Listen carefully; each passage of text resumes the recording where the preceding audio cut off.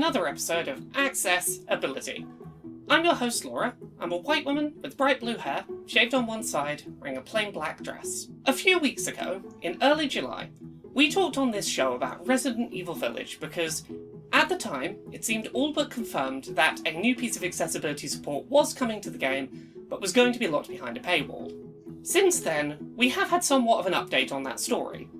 We did get confirmation that yes, the accessibility setting that I feared would be locked behind a paywall is going to be locked behind a paywall. However, we also got confirmation that on the same day, Resident Evil Village will be getting a free accessibility update that will be adding some accessibility features to the game. Not the feature that's locked behind a paywall, and we'll talk about that in a bit, but it is adding some accessibility features for all players. So today, on Accessibility, we're going to be talking about the free accessibility update coming to Resident Evil Village in October, alongside the release of the game's Winter's Expansion and Gold Edition. We're going to talk about the new free accessibility update and what settings it adds to the game that are useful. We're going to talk about the one setting that is locked behind the paywall of the new expansion, and we're going to talk about why that setting being locked behind a paywall is particularly infuriating, given the context of a free accessibility update happening on the same day. Let's start off this episode by taking a look at the October accessibility update, free for all players, which is releasing alongside Resident Evil Village Gold Edition and the paid Winter's Expansion DLC. The free update brings a few very much needed updates to the game, which have been heavily requested by disabled players since the game originally launched. Firstly, the update adds settings to alter subtitle size, subtitle colour, and background toggles. The default subtitles in Resident Evil Village suffer from being too small, in too limited a range of colours, with not enough contrast between the subtitles and backgrounds, making them difficult to use for many players in practice, and all three of these updates improve basic visibility. Next, the update will allow for the display of speaker names at the start of subtitles in story mode. Again, the reasons that this is important should be easy to see. If there are multiple characters in a scene talking, a deaf or hard of hearing player may not instantly know who is speaking if the character's lips are not visible on screen moving. By displaying speaker names, it becomes much easier to follow dialogue subtitles.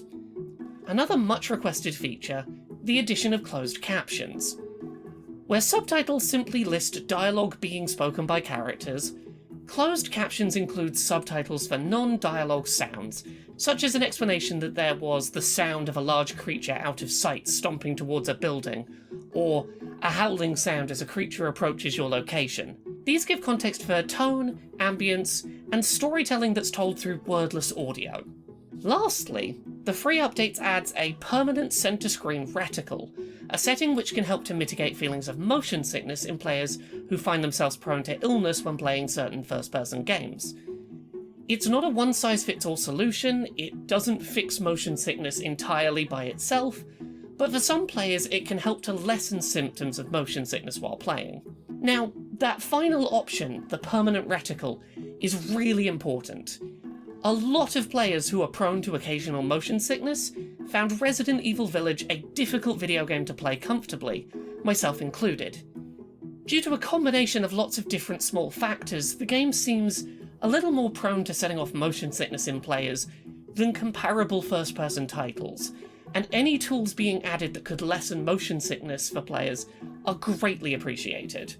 However, as we highlighted a few weeks ago on this show, there is a much more major accessibility update coming to the game in terms of helping motion sickness-prone players, and it is not included in this free accessibility update. Third-person mode does what it says on the tin, allowing players to play through Resident Evil Village from start to finish in third person. Third-person camera modes in video games are far less prone to causing motion sickness in players who are prone to experiencing it, and as such, the addition of a third-person mode to a formerly first-person only game is a really big deal for lessening the impact of motion sickness on players. One that, for me personally, would have much more impact on my ability to avoid motion sickness as a disabled player than the addition of the center screen reticle coming in the free accessibility update. However, this new third-person mode is exclusive to players who either buy the game's new Gold Edition release, or the Winter's Expansion paid DLC, which consists largely of new story content for the game. It is really disappointing that Capcom is locking this third-person mode behind the paid expansion pass and not including it as part of their free accessibility update.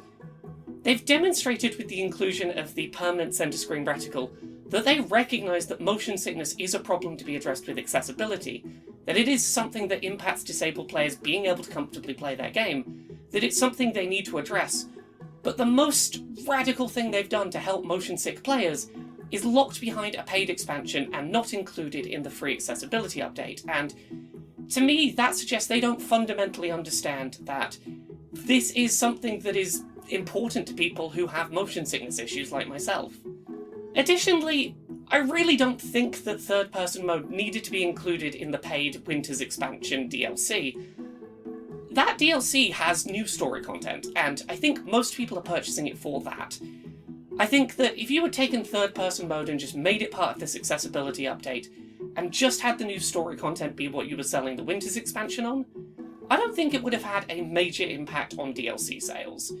And if it did have a small impact, I think that that's something you have to be okay with, because you shouldn't be using something that is a massively helpful accessibility feature for a group that you've recognised need accessibility support as a way to sell this DLC.